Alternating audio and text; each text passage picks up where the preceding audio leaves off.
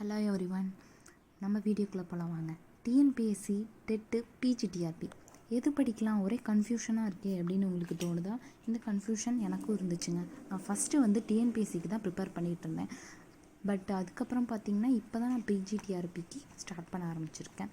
ஏன்னா டிஎன்பிஎஸ்சிக்கும் டெட்டுக்கும் மேக்ஸிமம் வந்து group 4 prepare பண்ணுறவங்களுக்கு ஓரளவுக்கு பார்த்திங்கன்னா வந்து சேம் டாபிக்ஸ் தான் இருக்கும். ஏன்னா தமிழ், அப்புறம் மேக்ஸு, அப்புறம் சயின்ஸ், சோசியல் அந்த மாதிரி படிக்கும்போது இது ரெண்டுக்கும் ஓரளவுக்கு வந்து ஈக்குவலாக வரனால இது ரெண்டுக்கும் கான்சன்ட்ரேட் பண்ணி படிச்சுட்ருந்தேன். பட் பார்த்திங்கன்னா ஆனுவல் பிளானரில் நமக்கு டெட்டுக்கு வந்து எக்ஸாம் வந்து அதை பற்றி இன்னும் அனௌன்ஸ் பண்ணாத மாதிரி இருந்துச்சு. அப்புறம் வந்து பார்த்திங்க அப்படின்னா டிஎன்பிஎஸ்சிக்கு யோசிச்சு பார்த்தா வந்து நிறையா வந்து அதுக்கு நமக்கு வந்து போட்டி அதிகமாக இருக்கும் அப்படின்னு சொல்லலாம். ஏன்னா இது வந்து குரூப் 4 படிக்கிறவங்களுக்கு தெரியும். அது வந்து 12th குவாலிஃபிகேஷன் இருந்தாவே போதும், யார் வேணாலும் படித்து எக்ஸாம் வந்து கிராக் பண்ண முடியும்.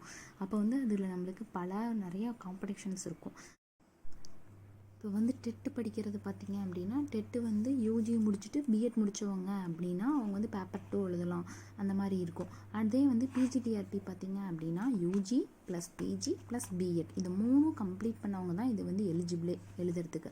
அப்போ இது ரெண்டையும் கம்பேர் பண்ணும்போது அந்த 3ஐயும் முடித்தவங்க இது ரெண்டையும் விட கொஞ்சம் கம்மியாக தான் இருப்பாங்க. அப்போ வந்து நான் வந்து UG plus BEd and PG முடிச்சிருக்கனால நான் வந்து இப்போ பிஜிடிஆர்பிக்கு வந்து நமக்கு ஃபுல் டைம் கான்சன்ட்ரேட் பண்ணலான்னு சொல்லி நான் பிஜிடிஆர்பி தான் பெஸ்ட்டுன்னு சொல்லி அதை நான் இப்போ படிக்க ஸ்டார்ட் பண்ணியிருக்கேன்.